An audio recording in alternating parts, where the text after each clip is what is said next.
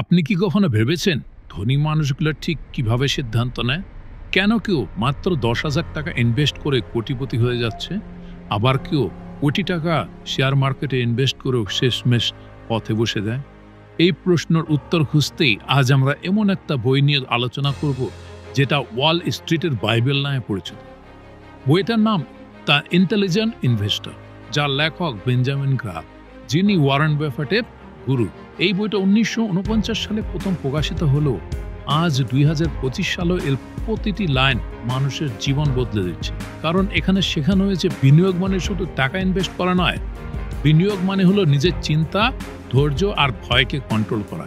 লেখক যেখানে বুদ্ধিমান বিনিয়োগের কথা বলেছে, বেঞ্জামিন গ্রাহাম বলেছেন বুদ্ধিমান বিনিয়োগকারী মানে শুধু তিনি নয় যিনি লেখাপড়া জানেন, বরং যিনি নিজের আবেগকে নিয়ন্ত্রণ করতে পারে। তিনি হচ্ছে সত্যিকারের বুদ্ধিমান। একটা ছোট্ট গল্প বলি চলো। ধরা যাক দুই ভাই রাজু আর বিজয়, দুজনেই 1 লক্ষ টাকা নিয়ে মার্কেটে ঢুকে। রাজু প্রতিদিন শেয়ারের দাম দেখে টেনশনে ভোগে, কখনো লাভে বিক্রি করে আবার কখনো ক্ষতিতে।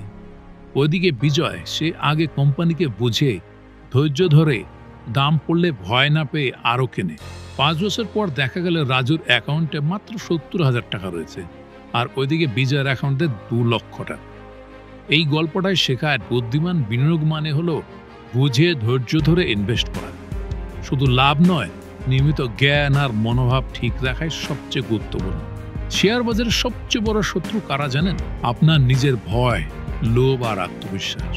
আপনি যদি দাম কমলে ভয় পান, দাম বাড়লে লোভে পড়ে যান, তাহলে যত বড়ই শেয়ার মার্কেটের এক্সপার্ট হন না কেন, আপনার ক্ষতি হবেই হবে। এই জন্য গ্রাহাম একটা জিনিসের কথা বলেছেন, মিস্টার মার্কেটের কথা। মিস্টার মার্কেট একটা কাল্পনিক চরিত্র, যিনি প্রতিদিন আপনার দরজায় এসে দাম বলে যাবে, কখনো বেশি কখনো কম। আপনার কাজ হলো মিস্টার মার্কেটের আবেগে না ভেসে নিজের হিসেব অনুযায়ী সিদ্ধান্ত নেওয়া। লেখক এই বইটিতে 2 ধরনের ইনভেস্টরের কথা বলেছে। এক ডিফেন্সিভ ইনভেস্টর বা রক্ষণশীল ইনভেস্টর, যিনি নিরাপদ থাকতে চান, কম রিস্কে ধৈর্য ধরে ইনভেস্ট করেন, সাধারণত বড় কোম্পানির স্টক অথবা ইন্ডেক্স ফান্ডে টাকা রাখেন, তারাই ডিফেন্সিভ ইনভেস্টর। আরেকটা হচ্ছে এন্টারপ্রাইজিং ইনভেস্টর বা উদ্যোগী, যিনি নিজে রিসার্চ করে, সময় দিয়ে ভালো কোম্পানি খুঁজে ইনভেস্ট করেন, রিটার্ন বেশি কিন্তু পরিশ্রমও খুব বেশি। আপনি কোনটা হবেন সেটা আপনার সময়, মানসিকতা আর লক্ষ্য অনুযায়ী ঠিক করতে হবে। এই বইটিতে লেখক সেফটি অফ মার্জিনের কথা বলেছে। মার্জিন অফ সেফটি, এটা গ্রাহামের সবচেয়ে বিখ্যাত ধারণা। একটু সহজ সরল ভাবে বললে এটা হলো সেই জায়গা যেখান থেকে পড়লেও আপনি ভাঙবেন না। একটা উদাহরণ দিয়ে বলা যায়, ধরা যাক একটা ছাতা 500 টাকায় বিক্রি হচ্ছে, কিন্তু আপনি জানেন এর আসল দাম 1000 টাকা। আপনি যদি 500 টাকায় কিনেন, তাহলে আপনার সেফটি মার্জিন আছে, কারণ আপনি দাম কমে গেলেও ক্ষতিগ্রস্ত হবেন না। এই একই কথা শেয়ার মার্কেটেও প্রযোজ্য। আপনি যদি কোম্পানির আসল ভ্যালুর চেয়ে কম দামে শেয়ার কেনেন, তাহলে বাজার পড়লেও আপনি নিরাপদ থাকবেন। অনেকেই ভাবেন এত পুরনো বই আজকের যুগে কি আর কাজের? কিন্তু ভাবুন তো, আজ 2025 এআই আর ক্রিপ্টোকারেন্সির যুগেও মানুষের আবেগ, ভয়, লোভ একটুও বদলিয়েছে কি? একটুও বদলায়নি। এই বই শেখায় কিভাবে সেই আবেগগুলোকে নিয়ন্ত্রণ করতে হবে, ধৈর্যের সাথে লং টার্ম জিততে হবে। এখানে কোনো শেয়ার বা নাম সাজেস্ট করা হয়নি, কারণ প্রকৃত জ্ঞান চিরন্তন।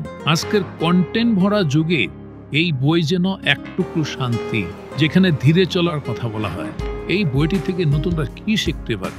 এই বইটির শেষ কথা খুব সহজ। আপনি যদি এখনই শুরু করেন শেয়ার মার্কেট আর নিজের আবেগকে নিয়ন্ত্রণ করতে পারেন, তাহলে আপনি শেয়ার মার্কেট থেকে ধনী হবেন। এটা খুব একটা কঠিন কাজ না। দ্য ইন্টেলিজেন্ট ইনভেস্টর শেখায় বাজার নয় নিজেকে চিনুন, দাম নয় মান দেখুন, আর লাভ নয় ধৈর্য রাখুন।